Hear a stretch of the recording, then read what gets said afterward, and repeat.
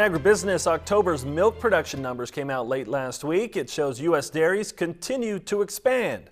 So what does it mean for markets? Al Pell asked the question in today's analysis.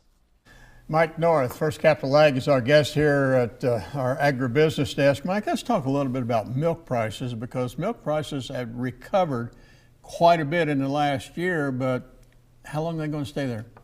Well, we've seen a very big change here in the course of the last few weeks.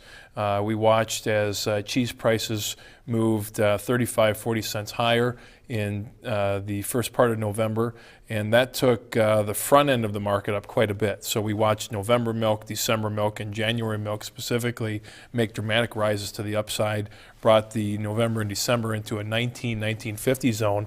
But as we go forward, what we're seeing is most of 2012 is hanging out in this 1650 zone.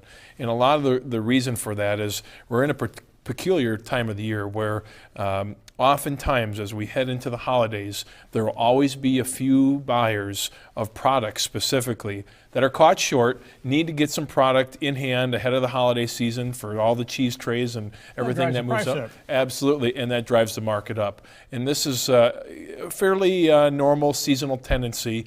The reality, though, is we're moving into a time of the year when that can fall out of bed really fast, too. We watched it go up really quickly, and here in this last week, we watched it drop pretty precipitously in those final days.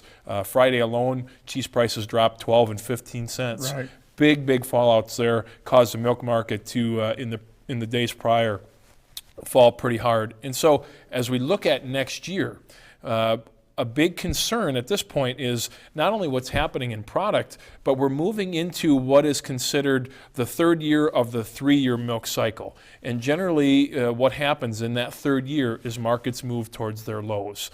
And as we did in 2009, we saw markets move towards $10. In 2006, we saw them move into that $11, $12 zone. In 2012 now, we have markets that are at 16.5. It's a real possibility to see $13 milk as we move into the next calendar. Wow.